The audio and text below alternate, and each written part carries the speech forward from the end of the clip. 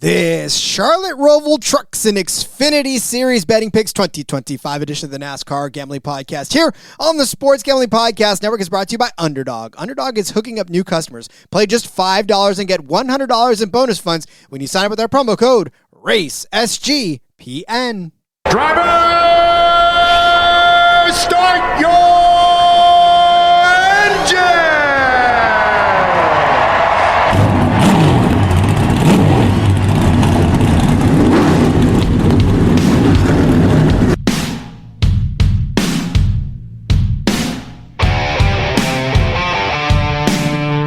Strap in and pull those belts up tight as the Sports Gambling Podcast Network presents the NASCAR Gambling Podcast. I'm just gonna put my foot on the floor and I'm not lifting till I see God or a checkered flag.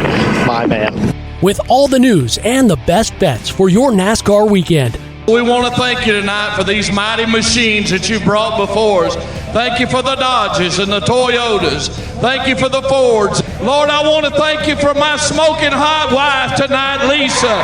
In Jesus' name, boogity, boogity, boogity. Now, here are your hosts, Rod Villagomez and Cody Zeeb. Welcome in to another episode of the NASCAR Gambling Podcast here on the Sports Gambling Podcast Network. He's Cody Zeeb. I'm Rod Villagomez, and we knew that if we waited him out, we would be able to get what we wanted in Cody. We got a little more than what we were hoping for, so thank you, books. Just, can you do it a little quicker next time? It'd be nice, but hey, we got Xfinity top 10s to talk about this week, so it's nice to have those. So I guess, worth the wait. But yeah, here we are. Trucks, Xfinity, first time for the trucks on the ROVAL. Early as fuck race, which is an interesting decision, but what do you do? Little Friday afternoon or Friday lunchtime for you, action, but hey, we'll take it. I know, and unfortunately, I am actually going to be working during that time, so there's no actual lunch there. But I will be taping it. Yes, I said tape. I will be taping the race, and when I get home, as soon as I get home, tape? You millennials and your damn digital stuff. But I will definitely be watching it as soon as possible. Obviously, you know that I dodge spoilers, so if I'm not in the Discording it up with you guys. Yeah, I don't know how you do it. I'm unable to avoid spoilers at all times. I bury my head in the sand. Like literally, I will, and most of the times I will still watch it if I know. But I just go black. Like I don't talk to anybody. Like nobody. See, and here's the good part about it. Outside of you and everybody in this show, nobody that I talk to cares about NASCAR, right? In my real world, no one cares. So they're not going to come up to me and go, "Hey, Rod, did you see the race?" And I'm not going to worry about it. So Ash gets the American experience for trucks. It's an 8:00 race for Ash. So it works out perfect if you're across the pond. It's going to feel like it does for us usually, a truck race on a Friday night. Absolutely love it. Speaking of which, Ash saying, "Hello, lads. Did my biggest wager on Cup race number even at plus 240. Sawalich to continue his road course consistency with a strong finish? Question mark. Looking forward to the first truck race ever here. So are we." Slow roll said after Rod came off the top rope and demolished the Cody car lift. Cody gets cheated by Hamlin, the Chevy spy. Word on the street is that Cody car lift will now become the Captain Shook car lift. Yes, I like the storylines. It's very nice. It is. You did come off the top rope and you nailed the car lift last week. Then I got fucked over on the Bubba Wallace outright by Denny Hamlin, who potentially a Chevy spy. Maybe it's Dodge, who knows? But that's Captain Shook car lift, I guess. There you go. Dodge would be fun. A Dodge lift, a dodging car lift, a Dodge your car lift. I don't whatever. Well, Rod, next year we'll have to bring on the Dodge lift for the Truck Series. Who knows? Maybe they'll change Corey LaJoie's mind and get him to run full time in the Truck Series in the Dodge. That wouldn't be a bad idea. I would get behind that. Let's make that happen. Sadly, he basically said last week he's not going to run full time in the trucks, and he's pretty much done. So, yeah, it's all right. R.I.P. R.I.P. But it's not done. You finding all of your favorite shows across the Sports Gambling Podcast Network, and you can do that by downloading the Sports Gambling Podcast app. It is in your app store. You get access to all of our free picks. It's just easy. It's so easy to get there. And you can learn how to bet against the spread from the number one guy in the company, sitting next to me, and the number 10 guy in the company sitting right here in this chair in doing so. So have fun, download the app, and learn some stuff. Yeah, it's a lot of fun. It is. Speaking of a lot of fun, like you said, Cody, we have the trucks taking on this Charlotte ROVAL, the not quite a road course, not quite an oval track where, up until then, it just been Xfinity and it just been the Cup Series. But now we're spreading the love to the trucks who have only had, Cody, 2 road course races, if you want to call Lime Rock. See, this is the thing about it, too. Lime Rock, not really a road course, but it is. And the ROVAL, not really a road course, but it is. Yeah, sure. Well, that's how they're comparable. They're both sort of road courses. Road course adjacent, but each of them will be taking to the track for the first time. Obviously, qualifying the race, everything happens tomorrow, which is Friday, or today if you're listening to it. And if you please listen to it in the morning, we will make sure that we get this out as soon as possible to get you some plenty of time. Yeah, get your bets in like right away. Don't wait to do stuff. I mean, like we mentioned at the top of the show, it's 12:30 Pacific time for the green flag. So what is that? Jesus, I don't even know. Was that 4:30 on the Eastern time? Sure, we'll go with it though. It's 3:30 actually, isn't it? If it's 12:30, then it's 3:30. Yeah, sure, yeah. That works. 3:30 there. Okay.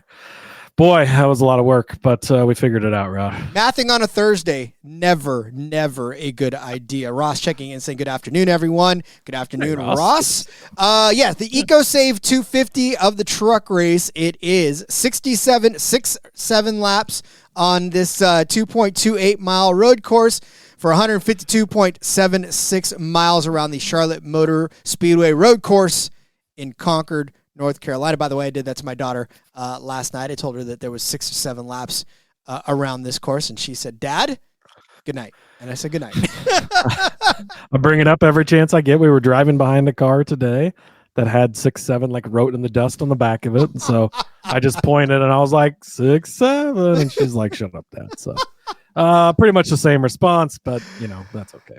There is 36 entries for this truck race route, so they will all make the race. One Connor Zilisch is going to be in the 7 truck for Spire Motorsports. Heard he's somewhat good on the road course, I think. Why don't I go back and check? But I think he's been okay on road courses and pretty much everywhere. Rod, it wasn't enough for us to have a truck series race on a road course. We had to bring back the terrorist himself. Chris Wright is going to be in the 16 truck. How he got a ride in a good truck, I don't know. He's going to be driving for McAnally Hilgeman, so at some point he'll just completely blow a corner and wreck 6 or 7 or 14 trucks all at the same time. So watch out for that, because it'll probably happen. Will Rogers, he's back in the Young's Motorsports number 20 truck. He's one of those supercars guys. In the 33 car is Mason Maggio for Rayum Racing. Josh Balicki in the 41 truck. Timmy Hill, we talked about him yesterday. Go back and listen to the DFS show at the end. We gave out some bonus picks quick for Xfinity and trucks. I talked about Timmy Hill. He's going to be in that 56 truck. Definitely like him. And the 62 truck, the extra Halmar Friesen truck, is Wesley Slimp. So I almost thought you were going to say Wesley Snipes. I was like, let's go. Got over his tax fraud. He's going to be racing this weekend. No, it's Wesley Slimp, who's made an appearance in that truck earlier this year on a road course, and I think finished top 10 in that truck. So worth noting at least. Yeah, a fun cast of characters, obviously highlighted by the fact that Connor Zilisch making another start in the truck race on a road course. Plenty to say about him and plenty to say about the entire truck race, and we will do that. But I would like to first tell you about our friends over at MyBookie.ag. We're brought to you by MyBookie.ag. MyBookie is your place to bet on football and everything else. Their prop builder is second to none. Their motto is bet on anything, anywhere, anytime, and I guarantee you we've put that to the test, and we're going to do that again today. Easy deposit, lightning fast payout using cryptocurrency if you so choose. How about the Super League Europe? It's rugby, folks. The Wigan Warriors and the Lee Leopards taking themselves to the semifinal round of the Super League. Well, they're giving Wigan 9.5 points, so they're 9.5 point favorites at minus 120, but Lee should not be, dismissed so summarily. It is the semifinals match. The first time these guys met back in the first game of the season, the first round of the season, was a 1-0 game. Just one point, and Lee Leopards scored that point. So if you don't think that they're going to play these guys close, especially in the semifinals, you are mistaken. Plus 9.5, we'll go ahead and take the Lee Leopards in the Super League European Rugby semifinals. Find that and all kinds of other great bets by going to mybookie.ag, promo code SGPN for a 100% bet back bonus up to $500 for new customers. That's mybookie.ag, promo code SGPN. How about Novig? We're also brought to you by Novig. Novig is America's #1 sports prediction market. And since Novig is an exchange, you know you're getting some of the best prices in the market. Novig, available in 35 states, and that number continues to grow. Download the Novig app and get $50 when you spend $5 if you use our promo code SGPN. Get in on the action with Novig, promo code SGPN. Well, Cody, we return to the States, away from the Europe Rugby League, and on to the Charlotte ROVAL for this truck race. Like you said, Cody, heavy hitters in this. That makes the odds somewhat in our favor in a few of these situations, and we're going to take full advantage of that. And again, thank you, Books, for giving us some top fives, because I completely love the top 5 market this week for sure. Yeah, it's actually pretty nice. I like it myself, Rod. This is for the Truck Series playoffs, the first race of the round of 8. So a win in this race by any of the 8 drivers still in the playoffs would lock them into the championship race. So they could already punch their ticket now for Phoenix. Obviously, Corey Heim is a very nice 69 points above the cutoff. He's feeling pretty good about his points position, but he's a co-favorite to win this race.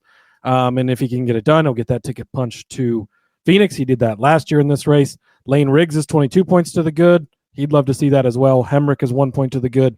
Majeski and Ankrum are tied at the cut line. Grandin Fingers 3 to the bad. Caruth is 5 to the bad. Honeycutt 7 to the bad. So very close field here, especially around the cut line. And to win by any of these 8 drivers locks them into Phoenix and guarantees them a chance to race for championships. So a big race in that sense. And again, we've kind of talked about it in Cup and Xfinity, where it's a cutoff race and points matter and whatnot. Points also matter a lot in this one because it can help you get your round of 8 started off well on your way to trying to get to Phoenix. Well, and you look at the amount of points that some of these guys are down, and it's not a lot. I mean, this is a couple of stages worth of points that you can accumulate and get yourself above the cut. Well, I mean, yeah, a third place finish for anyone in this, a Caden Honeycutt even, a third place finish would move him to the cut line, to tie it at the cut line with 7 points. So, points are definitely a big thing in this race for sure. Indeed. Well then, Cody, I say it is time to start loading up our betting card for this truck race. And like we said, lots of different strategies playing here, but a couple of these guys don't have to worry about it, and it's kind of who we're targeting. Yeah, absolutely. So I'm going to start off. I looked all over the matchup market, and there's a lot of just really tough matchups out there. I like the one you're going to give out, so I'll agree with you on that, but couldn't find one I like for myself. So I went over to Caesars. They got a couple of groups there, and I'm going to go to Group A. I think this is a tough group. You could kind of pick anybody. Daniel Hemrick is the 3rd highest priced guy in this group. He kind of sticks out to me a little bit. He's a guy that we've talked about you can rely on for the most part. He's had some downs a little bit more lately than he had previously, but he's been a solid guy throughout the season. So I'm going to take him. You can get him at plus 270, and it's over Grant Enfinger, Ben Rhodes, and Tyler Ankrum. So this is not a shoe-in by any means, but I think at almost 3-1 to just go beat 3 other guys, I like it for a guy that you can rely on to run pretty good on a week-to-week basis. Obviously, these guys are all good at road courses as well, so it's not so much about shooting holes in them as it is in Daniel Hemrick is just a reliable guy. 12th place at New Hampshire was really a bad run for him last time out. 5th at Bristol, 7th at Daytona, 2nd at Darlington. Did have that 33rd at Richmond in there, but 2nd, 7th, 9th, 5th. He's inside of the top 10 just about each and every single week. Last time we were on a road course, and the only true road course we have come to, Watkins Glen, he finished 2nd place. So a really good run by him there, and was right on the heels of Corey Heim in the final turns there with a shot at him. And had he pushed a little harder, he probably could have made contact, potentially gotten him. he chose to just run behind him. But a good run, a second place finish. I think a second place finish cashes this bet for you. And then Lime Rock, the other road course we have to look at that they've been to this year, a ninth place run. Not the greatest of days, but a solid day. That's all I'm looking for. These other guys, Grant Infinger is pretty consistent on a week-to-week basis as well. But Ben Rhodes can be very hit. He can be very missed. He's kind of all over the place. He's won road courses before, so it's not crazy for him to run well, but you can't rely on him week to week. And same thing with Tyler Ankrum. You were on him a lot early in the season, kind of falling off of that a little bit down the stretch as things have not gone as well for him. So I think that getting Daniel Hemrick, who's reliable, he's going to run top 5, top 10 all day, just to beat 3 other guys at plus 270 in a truck market that, like you mentioned, the top 5s are great, and that's pretty much the rest of my bets.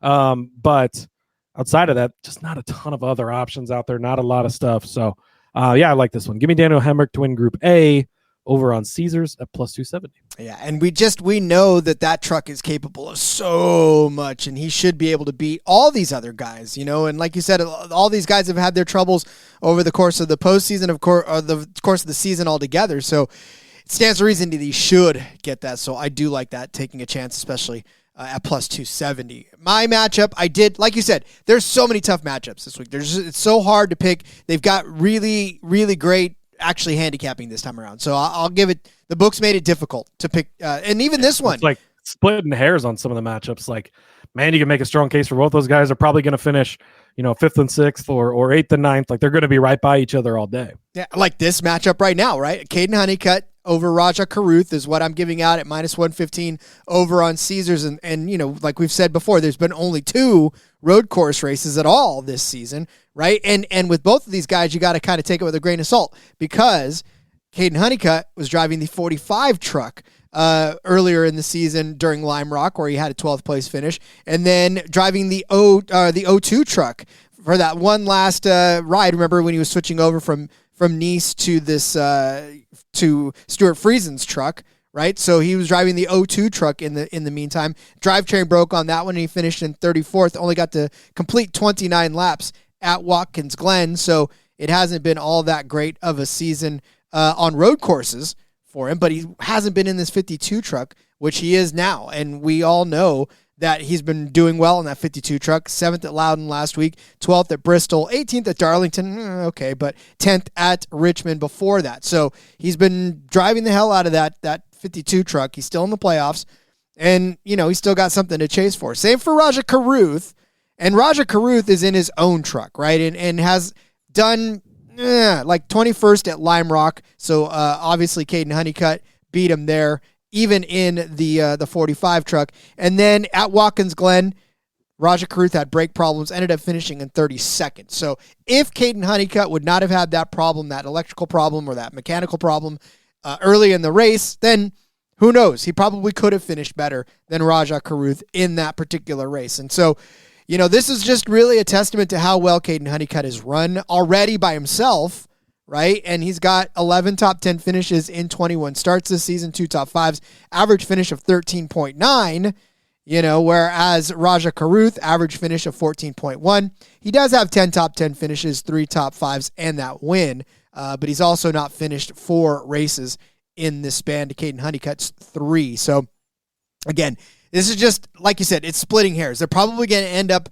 relatively close together. I feel like Caden Honeycutt has the most potential for a top 7. I don't know if I want to go so far as a top 5, but, somewhere safely in the top 10 where Raja Caruth could have trouble. Not really a historically good road course racer is Raja Caruth in this truck series. So definitely just, like I said, I'm feeling Caden Honeycutt a little bit. Not necessarily that I'm not feeling Raja Caruth, but I will give Honeycutt the edge here, just ever so slightly. So minus 115 over there on, I think I said ESPN, right? So yeah, I have no arguments, Caesars, but yeah, I have no arguments on this one. I completely agree with you, and I'll ride with you on it. Yeah, again, it's just splitting hairs. There was no way I could pick any of the other guys. It was tough. But all right, Cody, where are we going next? Yeah, next up, I'm going to head to that top 5 market that you mentioned. If you're looking at the odds board, they've got Connor Zilisch and Corey Heim co-favorites. They're both minus money, top of the board. Like, that's who they think this race is for. And then it's like they just sort of forget about everybody else and they kind of price them up, which is crazy. So you're getting Lane Riggs for a top 5 at plus 150. I think that this is pretty good value there. You go back and you look at how well he runs week to week. 3rd at New Hampshire. He won at Bristol. Daytona's Daytona. A little bit of a rough day at Darlington, but he led 71 laps and was running good before that. 3rd place at Richmond.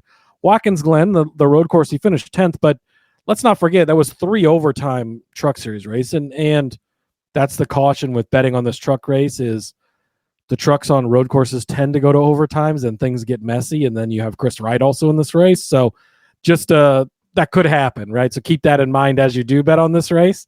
But he's been solid each and every single week. Lime Rock, he was running in 2nd place the entire day. I don't remember what happened at the end of that one, but ended up finishing 13th. Wasn't indicative of how he actually ran throughout the day. And he's been a top 5 machine. Nashville, Charlotte, North Wilkesboro, Miami, Las Vegas, like all throughout the season. He's kind of been the next best truck and really the only guy who can run with Corey Heim at times. Now you've got Heim in the field, you've got Zilisch in the field, fine, let them run off and battle for the win. But Riggs should be in that next group of guys.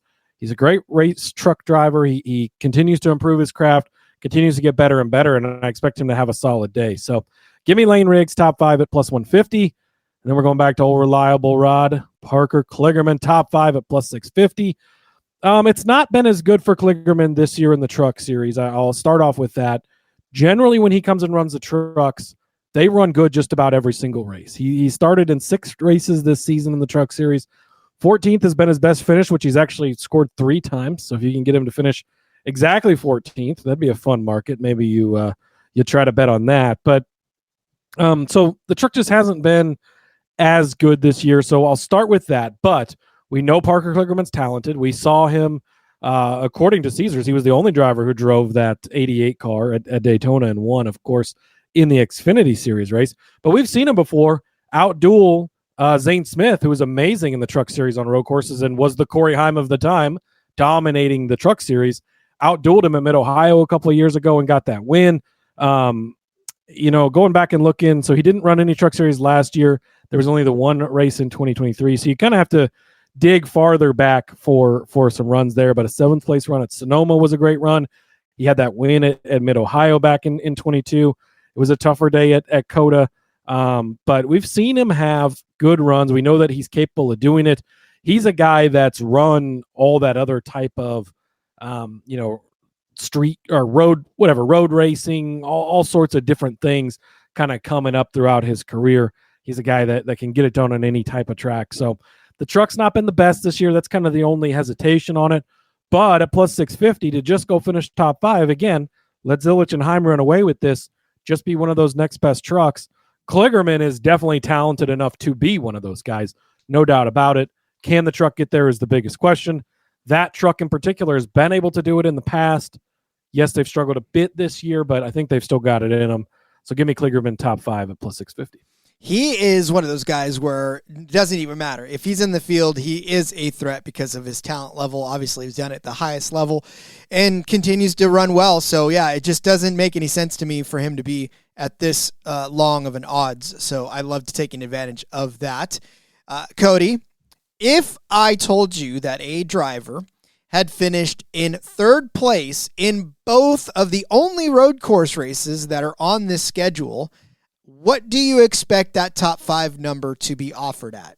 Would it be... Well, that's pretty good. So, I mean, if they finish top 5 in both of them, 2 for 2, 100%, I'd say you're pretty lucky if you get 150, 200. No. Gio Ruggiero, top 5 number is at 7-1 over on ESPN. I love this bet, but I forgot one of the most important points. Parker, I hate this fucking track. I forgot about this, TK, and I hate this track so much, Rod. Not only did Cardboard Gate get us, Parker Kligerman was going to fucking win the Xfinity Series race here last year. He was 30 inches from the start-finish line when they put out a caution that should have got put out 10 seconds earlier. So you could have waited another 0.6 of a second to put it out and just got absolutely fucked. God damn it, I forgot about that. Thanks for that horrible reminder, TK. But to my point of Kligerman can be good here. So sorry to step on your feet, Rod. continue. That's okay. My toes are already short enough as it is. But no, Gio Ruggiero top 5 number is at 7-1.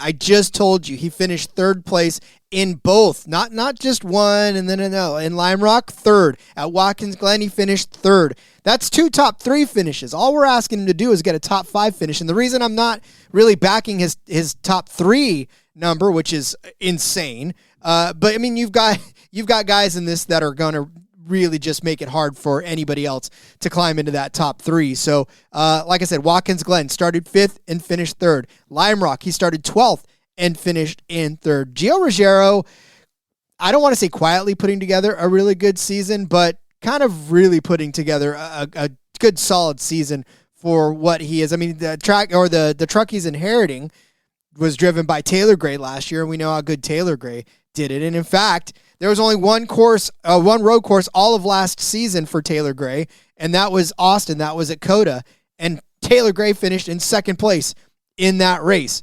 So again, we know that 17 truck knows how to find its way into the top 3 when it comes to road courses. And so, it's just a matter of that number is far, far, far too long for a driver that's already done it twice so far this season. And that 17 truck, was so successful last year.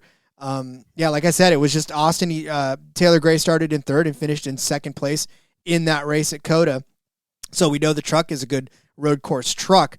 And then Ruggiero, look, he's had some pretty solid finishes. He did finish 2nd at Daytona. He finished 4th at Kansas. He finished 7th at North Wilkesboro. Like I said, those 2 third-place finishes at the road course, 6th at Richmond. He just finished 4th in New Hampshire after starting in 14th. There's speed in that 17 truck. He's disciplined enough. 10 top 10 finishes in 21 starts, average finish of 12.6, 5 top 5 finishes to go on top of that. So we know he's disciplined enough to be able to finish in the front of the field.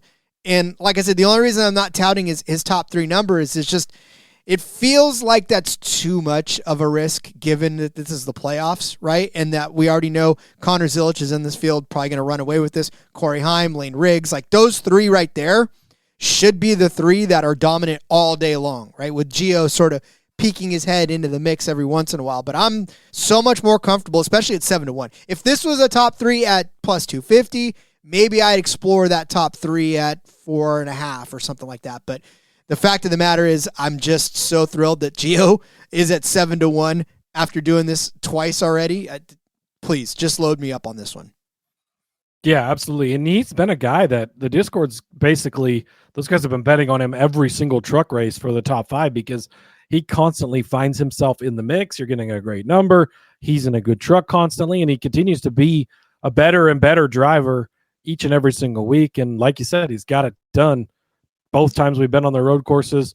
Lime Rock, pretty caution-free, clean race. And the Watkins Glen, the opposite, chaotic 3 overtimes, still finds his way to the front. So he's been able to handle both of them and get it done. And doesn't have to finish top 3 this week, just top 5, and you're cashing a good-sized bet. Yeah, Sam Smith saying, I said that too fast. 2 third-place finishes at road courses. That is absolutely correct. Look I'm sorry. When I went to basic training and I started to talk, everyone was like, dude. Well, first of all, I said dude, and they're like, you're from California. I was like, yeah. Then that's why you talk so fast, huh? And I was like, yeah, I apologize. California comes through in me quite a bit, especially when I get excited about the fact that this is such a good number for everybody out there and they need to jump on this. We waited, and like Cody said, it was worth the wait. So, yeah, absolutely. All right, well then, we already talked about some folks that are going to finish well, and we did mention that we think somebody's going to win this race. So, Cody, who's going to win this race? Yeah, I mean, you got co-favorites at the top in Heim and Zilisch, and I think that it is one of those guys that gets it done. And I'm going with Connor Zilisch. He's minus 115. But I'm willing to pay that juice in the truck series here. I know that Corey Heim is great. I know he's won, 4 road courses in a row now in the truck series. I understand that, but Connor Zilisch is next level. And you look at Watkins Glen and you go, well, he only finished 8th place there. I don't remember exactly what happened. I know we went to 3 overtimes. I didn't have time to go back and rewatch the highlights or anything. I don't remember what got him in the position to not win that race. But I do know he was in the 45 truck. This week he's in the 7 truck. There's a massive difference in the 45 truck and the 7 truck for Spire. It is a pretty big difference. This is a much better truck. And you look at what he has done, obviously, in the Xfinity Series. It's been well documented. Just go back and read his finishes. Starting last week at Kansas, 2nd, 5th, first. Yes, that was 5 firsts. Then a horrible 4th place finish in there. First. He won 5 of 7 races. 2nd, 4th, 1st.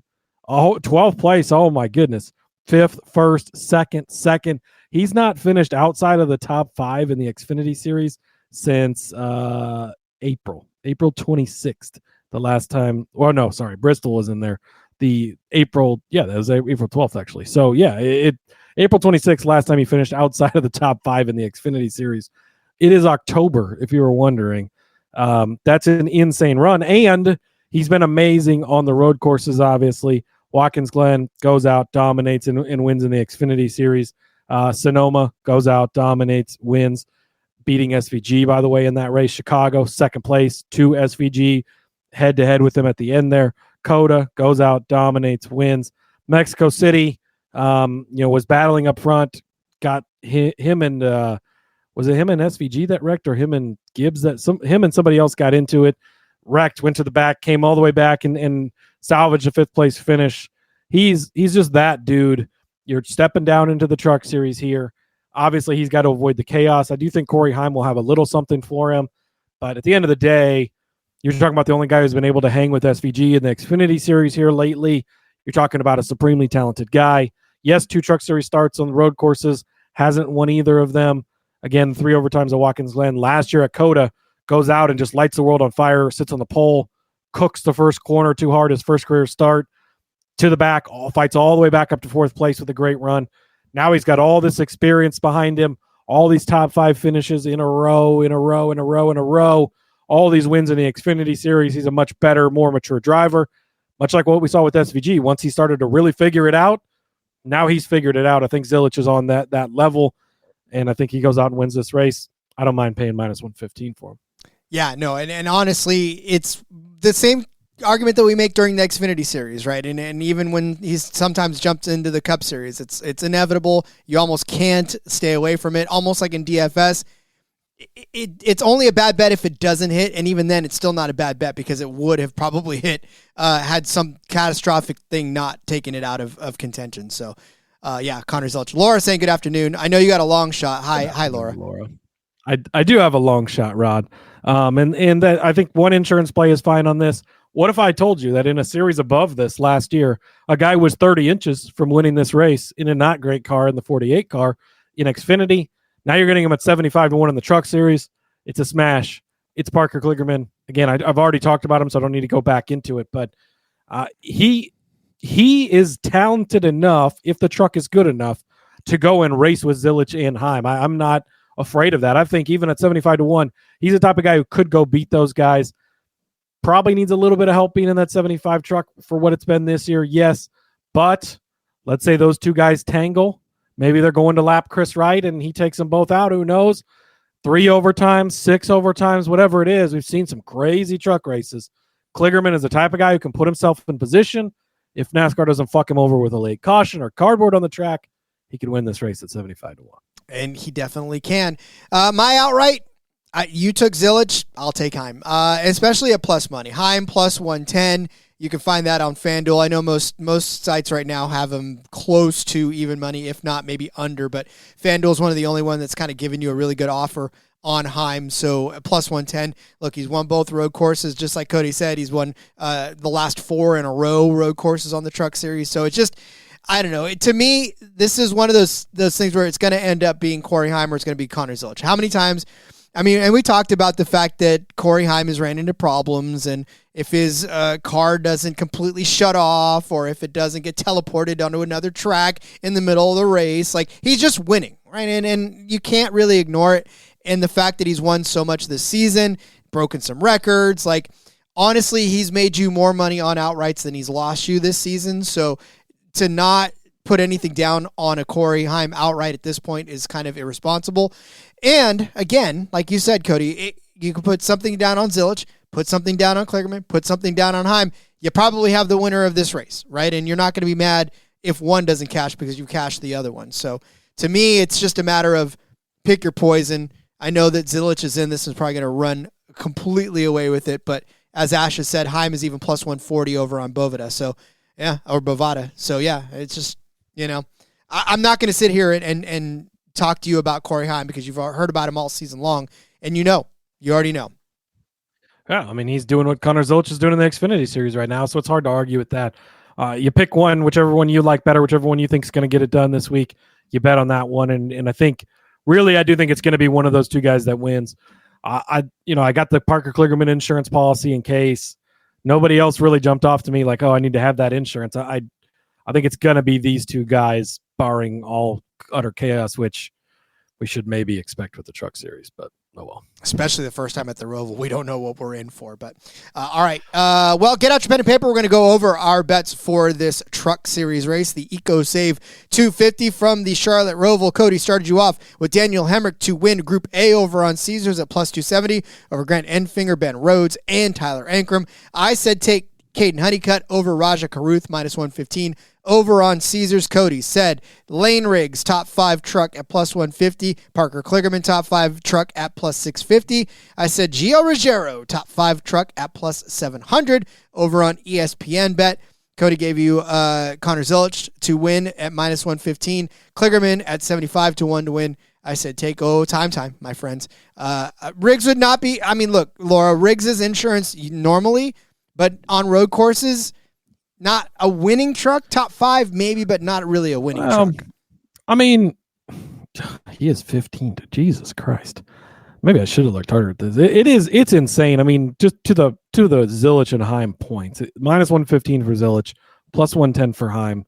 And Riggs is 15 to 1 as the next guy. I mean, if you want to grab some insurance there, Laura, I don't mind it. I mean, you can really make a case for anybody. If the rest of the entire field is 15 to 1 or higher, that it truly is insane. I think that it proves the point that it's going to be nearly impossible to beat both Heim and Zilisch. And I think that's why we didn't really go too much into it. I like having the Kligerman as a long shot because we saw last year he could have done it. In the Xfinity Series, even with SVG was in that field. AJ wasn't because he was AJ competing? Not now. Was AJ in Cup last year? No, he was in Xfinity. AJ was? Yeah. No, then and he was. Sam Mayer right. ended up winning. Yeah, and AJ finished second. But so all those guys were in the field, and it still ended up being Mayer who wins, but Park Kligerman had the chance. If you like Riggs at 15 to 1, that's fine. I'm good with the top 5 on him. I don't think I need the outright. But it's hard to really argue with anybody as an insurance play because 15 to 1 for the third highest price guy is a little bit insane, but proves the point of it really is the Zilisch and Heim show this weekend. Absolutely agree. All right, we will move on to Xfinity Series, but I would first like to tell you about our friends over at Underdog. Underdog is a great place to play fantasy pick'em where you can win up to 5,000 times your entry. Simply pick higher or lower on your favorite player stats. Available in a ton of sports, including the Canadian Football League, where my Ottawa Red Blacks are taking on the Saskatchewan Roughriders. Little quick history. Ottawa used to be the Rough Riders back in the day, and then Saskatchewan became the Rough Riders. So it's the Rough Riders and the Rough Riders. But Ottawa taking on Saskatchewan. I'm going to take Dustin Crum. They are giving his rushing and receiving touchdowns at a half. They're projecting him to get a half of a rushing touchdown and receive. Dustin Crum is the short yardage guy for the Ottawa Red Blacks, the short yardage quarterback. Tends to get in the end zone a lot, these short yardage quarterbacks. So I'm going to take higher than a half of a rushing and receiving touchdown for one Dustin Crum of the Ottawa Red Blacks against the Saskatchewan Roughriders. You can find that and all kinds of other great stuff. Plus, you get a brand new offer if you are a new customer. Play just $5 and get $100 in bonus funds when you sign up with the promo code SRACE, SGPN. Football's back, baby, and Rhythm is off to a great start in college football and the NFL. Rhythm has introduced a leaderboard with weekly cash prizes just for tracking your bets in the app. Track 5 bets of the same type from any model you build. You can win $1,000. Been hyping all week this Texans and Ravens line, right? Started out at 1.5, went to 2.5. Now Rhythm's predicting the Ravens at minus 3.5. So the model continues to adjust for inflation, and the Ravens just continue to get even more and more favorites over the Texans. So I hope you grabbed it at a decent number back when it was at -105. Use promo code SGPN when you download the Rhythm app for 25% off of your first month. Download Rhythm and use promo code SGPN25. Don't know if I'm sporting the Red Blacks logo on my hoodie today. I'm all Red Blacks. I should have done it tomorrow because that's when the game day is, but that's all right. I'm giving him some early mojo at that. I'm wearing red for them as well, Rod. Oh, thank you. And probably there's some black. It's actually a Bill Elliott shirt, but whatever. I'll take it. There is black. There is black on the shirt. So, see, yeah, so whatever, it works. Boom. All right. Let's move on to the Xfinity Series, Cody, where we get set for the Drive for the Cure. Yes. 250. Connor Zilisch 250. Yes, the Connor Zilisch 250. Drive for the Cure 250, set for 6-7 laps around this 2.320 mile road course for 155.440 miles around the Charlotte Motor Speedway, ROVAL, Concord, North Carolina. Yeah, Cody, like you said, I mean, I will tell you this, though. For as much as it's awesome, I think I tried to parlay Connor Zilisch outrights on both Trucks and Xfinity on a lot of the books. Not allowed. Yeah. I mean, just to get ahead of it, he's like -160 to win this race. It's Max Verstappen like numbers. That's the play. Parlay this with something from Thursday Night Football tonight. Parlay it with something for the weekend. If you can find a book that'll let you. I do not like weeks where we come in and we're like favorite. Everything is the favorites this week, but boy, it's going to be tough to not be the favorites this week. And if that's how it is, like these guys are heavy favorites for good reason. And it likely is going to be the Zilisch show. I gave out one of my favorite plays in the Xfinity Series on the Discord earlier, Rod. I don't know if you saw it. Connor Zilisch, you can get his top 5 -2,000. So that's my lock of the week for you guys. Make sure you go play that. And I'll be 1-0 on locks after this weekend. You definitely will. I don't know how profitable, but you gotta bet 2,000 to win 100. Woo! -2,000. Like holy shit, that's it's going to be tough to beat Zilisch in this one. But there's a lot of other ways to bet on the races. That's what makes it great, Rod.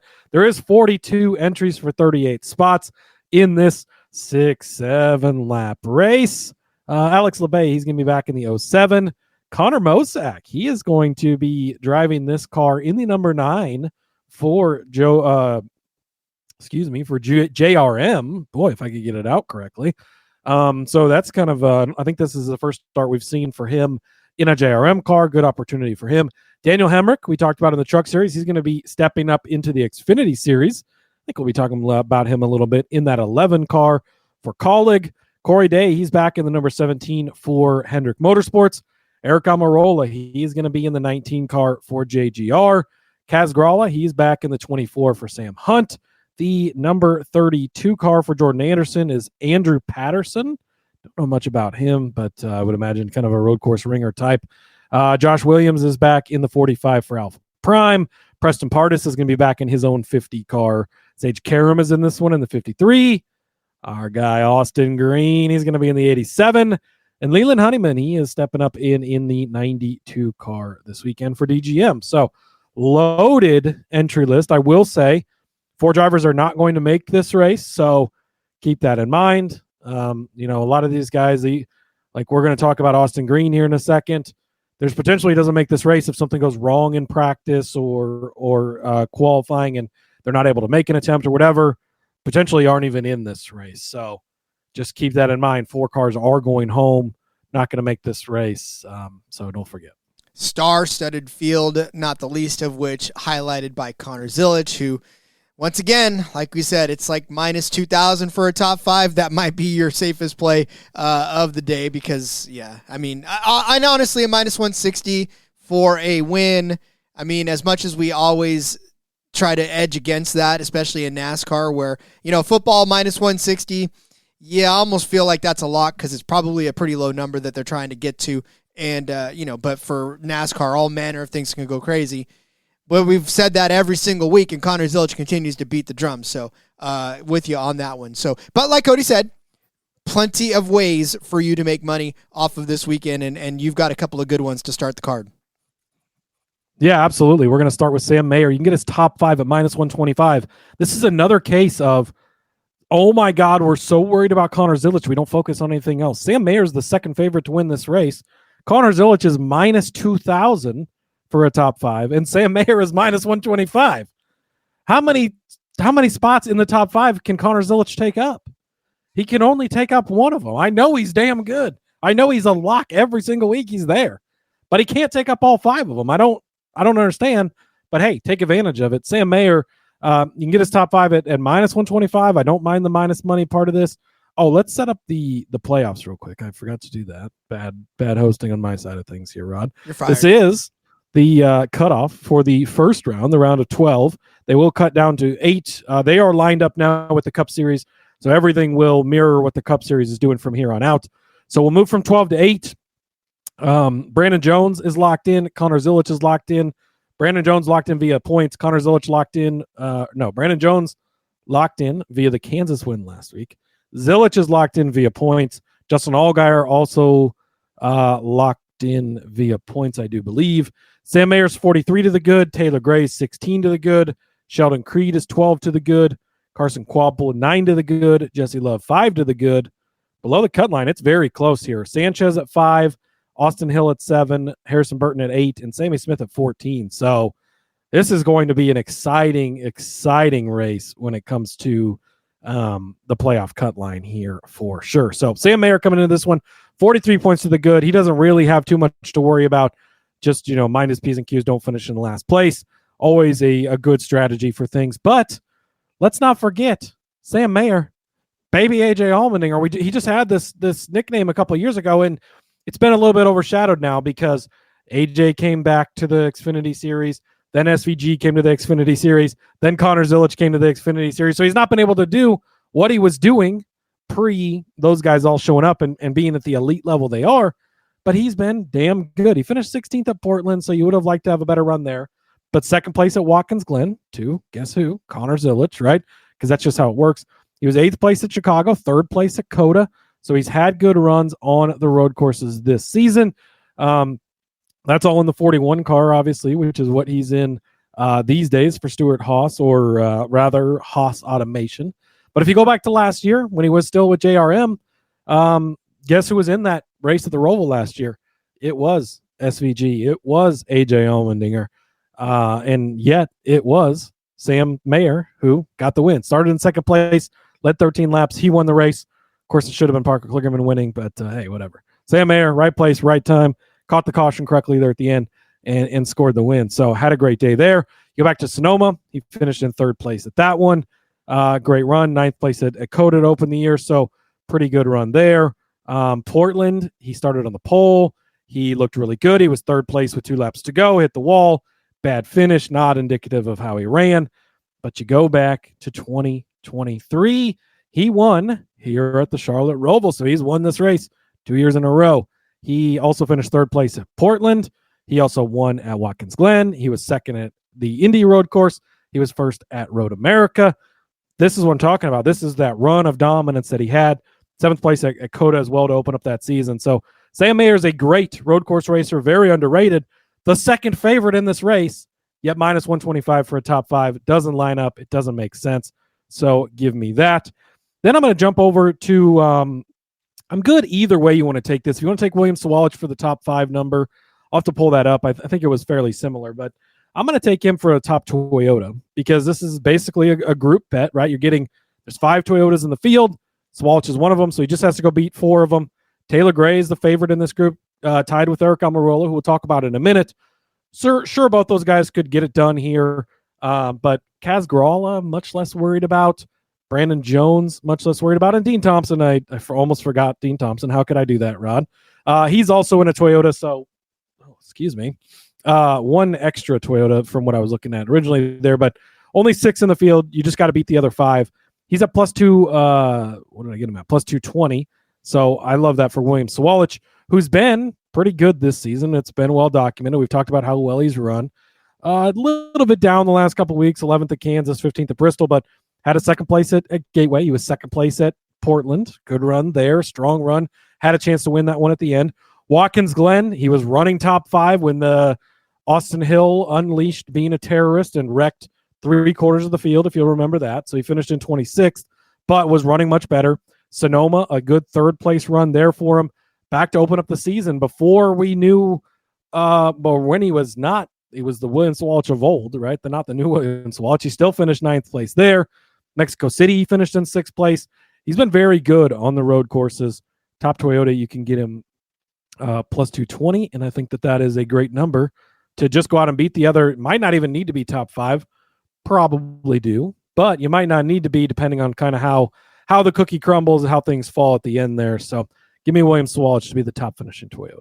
Yeah, the Mayer one is just an absolute hammer. I do believe that this is one of those situations where those will be a lot like what we were talking about with the Truck Series, right? Where Heim still has something in the tank for Connor Zilisch, and so does Mayer for that matter. And I think that's a great one. And then the top 5 number is fantastic. So I like that. All right, I'm going to buck my trend because I have backed Love so many times this season to the point where I feel like this time I have to get off the Love train. I must depart from the whatever stop I'm at right now. And I'm going to take Nick Sanchez. And this is another instance where a lot of these head-to-heads were very tough. They were very splitting hairs, and the books did a really good job of actually pairing off these drivers this time. I didn't really find a huge mismatch.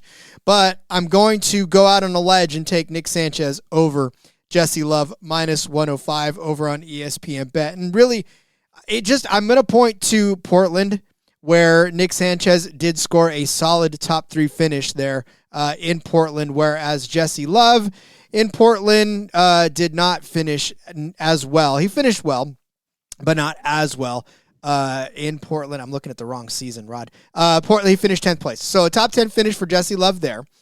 But again, Nick Sanchez got him in there. And so here's the thing about it, right? I know Jesse Love, like I said, one of those guys that we constantly push. He's got 19 top 10 finishes in 28 starts this season, 8 top 5s, 1 win, only 2 DNFs. His average finish 11.2. Nick Sanchez, can't say the same thing about it, but here's the thing, right? Both of these guys are on the cut line. They're going to be battling all day long against each other in terms of points. Like Cody said, Sanchez 5 to the bad, Love 5 to the good. So this is essentially a battle between the cut line drivers.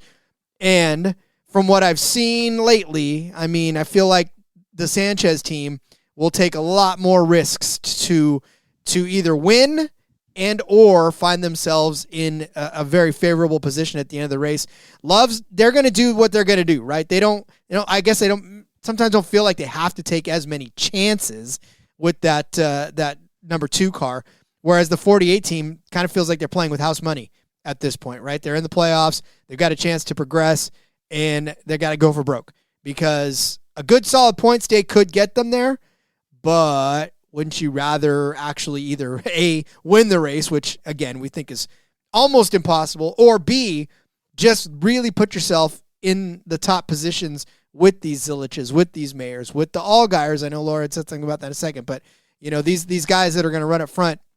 And Nick Sanchez can do that. He's capable of doing that. He's proven that he can do that. The 3rd place finish at Portland on a road course definitely proves that he can hang on road courses. It hasn't been all gravy, though, for him. He finished 24th at COTA earlier in the season.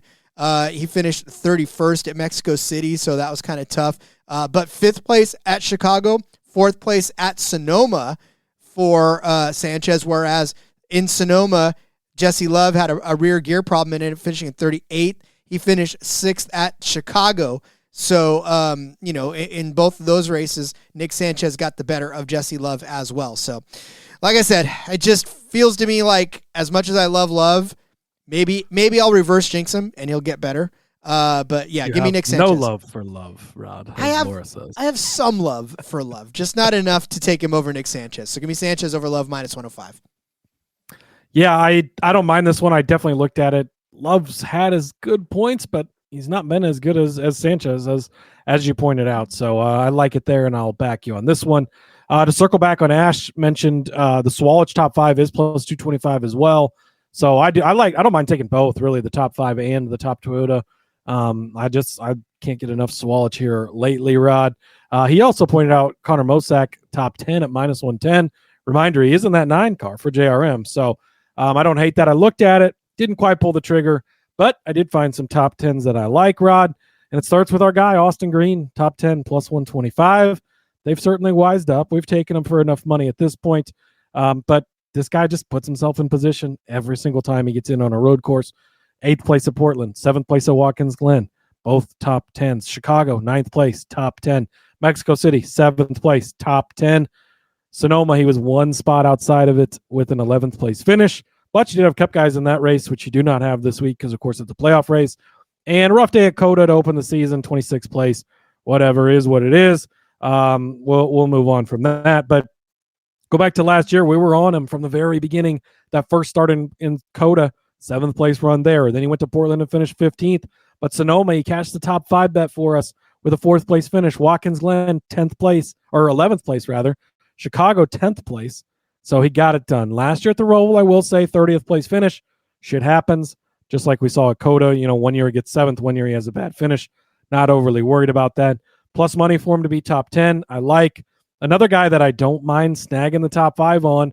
If you want, Rod limits me on the amount of bets I can give out when we have dual shows. So I can't give it all out at the same time. But 5-1 for a top 5. Little bonus bet I'm going to sneak in there for you. I love that for Green as well. A mini car lift, right? I don't think we need to take his winning number. But I like his top 10, and he's definitely got that top 5 upside, which we've seen him do before. So I like it. Then, Rod, we're going back to the mustache. Look, he cashed the top 10 for us last week. Why couldn't you do it again this week? Dean Thompson is 10-1 for a top 10. You look at how well this team has run this season. 10th place at Kansas last week, 12th at Bristol, 16th at Worldwide Technologies, 7th at Daytona, 13th at Watkins Glen, just outside the top 10. Now, it was a chaotic race. Yes, I get it, fine. But he still was close to cashing the top 10. But maybe this is a chaotic race, right? Maybe we get a caution 30 inches before the leader's about to take the checkered flag. Who knows? We've certainly seen that before. So Portland was a bit of a rough day where he finished in 32nd, but Sonoma, he was 18th. That's, again, you're fairly close to the top 10 there. Chicago, 14th. You're hanging around in the range at 10-1. I like it. Coda, open the season, 18th. Mexico City, 12th, right outside of the top 10. So a lot of the road course, street course that we've been to this year, he's been fairly close to a top 10. Again, it's 10-1 for a reason. But the way that Dean's been running this year, the power the mustache has right now, I'm certainly not fading it. I like it. And then, Rod, no, this is not the DFS show, but yes, we are going to talk about one Brennan Poole. You've brought him up multiple times when we've talked DFS for Xfinity, and sometimes it's hard. There's guys we love for DFS, like a Timmy Hill in trucks this week, but there's just no way to bet on him in the truck series, right? But he's going to be a great DFS play. Brennan Poole has continually been a good good DFS play week after week. This week, I think he's actually worth a bet. You can get him 12-1 for a top 10, a little bit of a longer shot, but you look at what he's done this season recently. He's actually had a lot of success. 10th place at Bristol just 2 races ago, so you like that. He was 14th at Worldwide Technologies. Been having some good runs here. 9th place at Watkins Glen. But you go back to Portland, 13th place, just outside of the top 10. Watkins Glen, 12th place, just outside of the top 10. You love to see it, right? Even like Indy, Iowa, 20th place finishes. That's why he's a good bet or a good DFS guy on a weekly basis. Sonoma's 22nd. That's okay. But Chicago, 10th place. He got a top 10 there. Coda, 20th place. He's not that far for being 12-1, finishing 20th. A little more chaos, a little more help above you. You're not that far out of it. Mexico City was a real rough day and ended up finishing last there. But man, he's kind of a guy that as I was looking back through this, I'm like, he kind of jumps out to you as a guy that potentially could get it done, right? He did finish 38th there last year, but again, shit happens, right? You get caught up in stuff, whatever. I'm not overly concerned by something like that, but 16th at Portland last year, 14th at Sonoma last year, 15th at Coda last year. This isn't, oh, he got lucky because there was a wreck or, oh, right strategy call or whatever. No, he's consistently had some finishes inside or just outside of the top 10 to 20th place, and he's been running well on a week-to-week basis here. He's a long shot guy under the radar. Definitely you want to look at him for DFS purposes, as we've talked about a lot. By the way, finished 17th here 2 years ago, so a good run. Also, that 2023 year, 12th place at Watkins Glen. I mean, it kind of goes on and on as you continue to look at it. So, Brennan Poole, a little bit of a surprising top 10. I even surprised myself when I picked that, but the numbers bear it out. He's been a very solid road course guy that, again, just does what he can do. He's an experienced guy at this point. We've seen him around these series for a long time.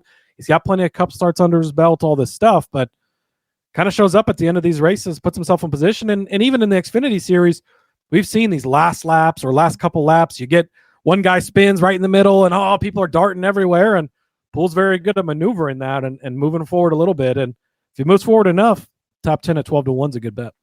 I just like his hair. That's all. His hair. It his hair is great hair. Worth a We're top betting 10 on bet. hair and mustache this week. Hey, That's, listen. The Dean Thompson and Brennan Poole is the hair and mustache special. Sometimes in this world of saturated market, you got to find your edge. And if hair and mustaches is it, then that is exactly what's it. So, all right. So listen, the pilot of the 16 car is a continuous. I mean, the 16 car last year, road courses, especially on the Roval. AJ Allmendinger won. Let's see. I'm going to go back. 2019, he won the race here. 2020, he won the race here. 2021, he won the race here. 2022, he won the race here. 2024, he finished second here. Well, guess what? The guy that's driving his car this year won Christian Eckes. Not bad at road courses either. He actually has a 4th place finish in Portland, which was the last road race that we did. An 8th place finish at Watkins Glen. Bad day at Sonoma. Okay. 15th place at Chicago. Okay. Again, the street courses like Mexico City, he got 4th. So that one supports my claim. So I'm going to keep that one and throw away the Chicago one. But then earlier in Austin, a 5th place finish in Austin. I look at this number, right? It's plus 325 over on Hard Rock for Christian Eckes as a top 5 car. And when you evaluate these bets, right, they say always look for value in it. And when you've got a guy that is finished inside of the top 5 on these road courses more than he hasn't, and you're getting almost 4-1, just a little over 3-1 on him to do it again. I mean, look, he did the last time he was out at Portland, and it wasn't as if he started in 5th and finished in 4th. No, he started in 15th and wound up finishing in 4th. He's driving a College car that was their bread and butter back in the day with AJ Allmendinger. They knew they could put him on a road course and he'd get a win, right? That was just the way they set it up. And it doesn't feel like Christian Eckes has fallen that far off of the tree. Yeah, he had a bad finish at Sonoma. That was kind of a rough day for him. But outside of that, it's just been really good on road courses and top 5 material. So I feel like this is just way not priced correctly at plus 325. In fact, when we set up the doc, I was like Christian Eckes, and we didn't have the top 5. Just I didn't care what the number was, and I thought it was going to be closer to plus 210, maybe plus 220. When it came out at plus 325, I was like, oh hell yeah, let's hammer that one. So I'm definitely down with that, and I kind of tossed in top 3 as an official play as well at plus 550 because that was the one that was going to have to happen anyways. Even if we weren't going to get a top 5, I was going to have to jump to the top 3 because Hard Rock was the only one that had them. So plus 550 on Hard Rock for a top 3. Listen, I'm not saying that he can get it done, especially with Zilisch out there. These guys that are just Sam Mayers. But look, the potential could be there. He's finished 4th in a road course race, which means one guy spinning out or one guy getting squirrely in front of him, and he can dart up and get a better finish. But I'm much more comfortable with the top 5, but I think if you want to go top 3 as well and maybe just sort of, cut up a unit and put it on both, I don't think that's a bad bet because he definitely has the potential to do it. That car could probably just drive itself to the front without any, it's like, a Tesla that just knows how to get where it's going to go. And all he's got to do is sit back and every once in a while, make sure he doesn't hit a squirrel. But that's where I think Christian Eckes can finish, at least in the top 5. Plus 225 on Hard Rock, and then if you want to take that top 3 at plus 550, you can do that as well. Yeah, I don't mind this at all. You talked about him yesterday on the DFS show. He was kind of your bonus play over there. Spoiler alert for Xfinity. But completely agree with all the points you made yesterday, all the points you made today. I like him. I think he definitely could be a surprising guy. Over to the outright markets. We mentioned Connor Zilisch is minus 160. Look, this is his race to run away with. Neither of us are going to bet him at that number. It's tough. Great parlay piece. Throw them in there with the playoff baseball bet, Thursday night football, college football this weekend, whatever. It's a great piece to use in the parlays. I think that just betting at minus 160, you could probably look back Saturday night and say, I should have just did it because he just blew everybody out of the out the water, right? But he's not completely invincible. We have seen very few times some cracks in the armor, right? So I think that we're going to throw out three guys that I think are great insurance plays. And again, this is a case where he's minus 160. The next guy on the board is Sam Mayer at 7-1. And that's the guy I'm taking. You're getting the second favorite in this race at 7-1. What if Zilisch blows a motor or has a bad pit stop or gets a penalty? Then you're going to give me the guy who's won this race the last 2 years in a row? Or not the last 2 years in a row, but won it last year and finished well here in the year before? Okay, sign me up for that, right? And TK pointed out Mayer, who won this race last year, also got a start violation at the beginning of the race and had a pass-through penalty on lap 2, fought all the way back through, stole that win from Parker Kligerman again late in that one. But hey, that should have been Parker Kligerman's win. He had it at the end, was running away with it. You get the caution, and Mayer's right place at the right time. SVG was in that race. AJ Allmendinger, the king of the ROVAL, was in that race. Didn't matter. He was able to beat those guys. I sort of already talked him up earlier in the show as well, so I'm not going to rehash all the stats. But Sam Mayer's been very, very good at road courses, very capable of winning. If something happens to Zilisch, if the call doesn't go right, whatever, love having the second favorite, who's a great driver, defending winner of this race at 7-1. And you don't have the SVGs. There's no Cup guys in this field. AJ's not in this field. All those guys aren't in this field. So that is why Zilisch is such a heavy favorite. But give me Sam Mayer at 7-1. And then Eric Almirola is at 20-1. If you go back and you look through his road course stuff in Xfinity and Cup, not an outstanding road course guy, I would say. But he did have that Sonoma race in 2023 where he beat AJ Allmendinger, Kyle Larson, Ty Gibbs, Parker Kligerman, John Hunter Nemechek. All these guys were in this race, and he beat all of them. It was in an RSS Ryan Sieg racing car. Now, granted, it was prepped by SHR, whatever, but now he's in a JGR car. So given track position, given the right opportunity, he's shown before he can hold off the best of the best in Allmendinger and Larson and Gibbs. I mean, Kligerman even being in that group, like holding off all those drivers to win that race. If he can get the right position this week at 20-1, maybe Mayer and Zilisch tangle on the last lap, like we've seen at this track before with Jimmy Johnson and Martin Truex Jr. on the last lap, and Ryan Blaney sneaks through and wins the inaugural race here. Eric Almirola at 20-1 for as talented and as experienced of a guy as you have. Road course race winner in the Xfinity Series and in a much lesser car. I don't care who prepped it. And now it's in a JGR car. For having those two guys, again, I think it's fully the Zilisch show. I expect him to win this race. But having those two guys as insurance plays at 7-1 and 20-1, I think is just way too good to pass up. Yeah, especially since Almirola is that guy that just will not go away. He will always constantly bug you. He will be in the mix and just if something like didn't he just win a couple weeks ago? Yeah, and he was in the right place basically. Mm-hmm. Like it was. Where was that? Why am I forgetting where he won? Was it Bristol, right? Yeah. Where it probably should have been a Zilisch win again and late race, whatever. And I don't even remember how it played out. But yeah, he only led 34 laps, but right place at the right time, and he took the win despite. I think it was either Allgaier or Zilisch who dominated the whole race, but. Things worked out. He's in the right place. It was Allgaier. I know because I had that. Because you had it. Because I had that. I remember exactly. To the point of he can put himself in position. Yes, road courses and ovals are different, but he's done it before. So at 20-1, if he doesn't win, fine. He shouldn't win anyways. But in case he does, it's a great play to have. Indeed. Laura asked earlier, and I don't want to pull the comment up right now, but she said, no, what about Allgaier? Where's Justin Allgaier?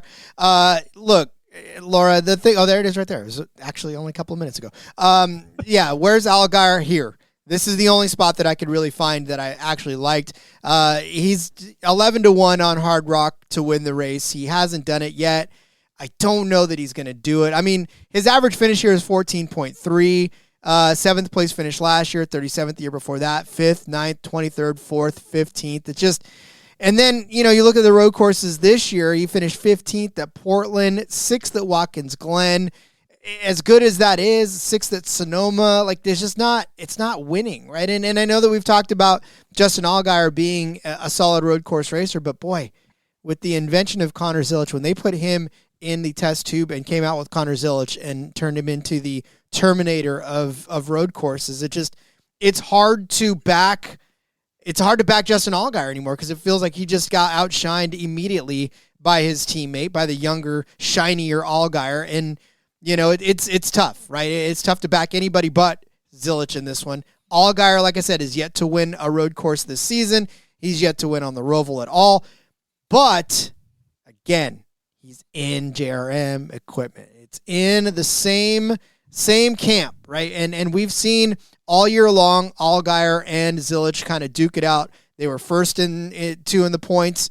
They're both locked in now, so playoff points they can try to chase. But I think at this point, both Zilisch and Allgaier are just going to be chasing wins because that's what they can do. And Sam Mayer as well, right? He's 43 to the good. He doesn't have to play too many games. Maybe he just wants to go out and win this race and assure himself a ticket to the next round. So, like I said, Allgaier, no, it's not really good for him. But the only way that I'd feel comfortable betting on him is for him to just go out and accidentally win this race at 11-1. So, and that's a good number for a guy that's won as much as Allgaier has, and should be able to get things done on a week-to-week basis. I wish it was a little bit bigger. I would like a little more. And slow roll bringing up, I don't know where favorite came in. He used to be until he was a terror. Until I realized he was a terrorist, Rod. Austin Hill at 18-1. He's been very good at road courses and has no playoff points, so they would definitely like to get a win, obviously, to bring playoff points into the next round, if nothing else. The Allgaier thing, clearly they're very aware that they cannot beat Connor Zilisch, and they will make whatever pit call Zilisch doesn't make. So for the outright portion of things, they're just going to be different because they know they can't beat him. We saw that last week at Kansas. They basically gave up a shot to win, so hopefully we get a caution later, and it didn't work out for them, and they didn't finish well. But they're scared of the 88 car, and they know they can't beat it. So if you do have just an outright on them, it doesn't matter if they make a bad call and he finishes 20th, because if that call works out, then maybe it works out for them and things work out. I don't know how much gambling you're going to get here, but you never know on a week-to-week basis. Like, cautions are timed right, and just whatever works out. Everybody pits, and suddenly tires do matter, or nobody pits, or whatever it is. Zilisch pits and nobody behind him pits, and now he's 30th. Things line up in certain ways. So definitely can make the case there. And Allgaier's proven to be a good road course guy over the years. Indeed. And there are not a lot of laps to maneuver anything. So you've got to make your decisions quickly, and you've got to stick to them and get there. So absolutely love that. And the chat loving Hill. At 18-1, I don't mind it as an insurance play. Honestly, I'd rather have Hill than Allgaier. Sorry, Rod, but that's all right. Not officially playing him. But if you want to, good play, and certainly a guy worth looking at the top 5 number. He's 2-1 for a top 5. I'm not racing to the book to place it, but I wouldn't hate having it either. No, and I was looking into that, and I said I'd rather have Eckes as a top 5 because Eckes, to me, gives more value in that instance. By the way, until Rod limited us on our DFS picks yesterday in Xfinity, I did have Austin J. Hill in the dock as a sneaky play. If he makes the race, he'll have to make the race. He's also in this race. But a sneaky play in the Xfinity race for a super fucking cheap guy. Yes. All right, get out your pen and paper. Time to go over our bets. And for those of you in the YouTube crowd, I jumped the gun because I tend to do that, especially when I forget that we have 2 different ones. But get out your pen and paper. We're going to go over our bets for this Blue Cross of North Carolina 250. I started you off with Nick Sanchez over Jesse Love at -105. I gave you Christian Eckes as a top 5 car at +325, top 3 at +550. Justin Allgaier to win at 11-1. And of course, for those of you taking the screenshots, I do have the Truck Series bets over on the other end of that. Cody gave you Sam Mayer as a top 5 car at -125. William Sawalich as the top Toyota at +220. He gave you Austin Green as a top 10 car at +125. Dean Thompson, top 10 at 10-1. Brendan Poole, top 10 at 12-1. Sam Mayer to win the race at 7-1. Eric Almirola at 20-1. to win the race. And, of course, Cody's Truck Series picks are on the other side of the screen as well.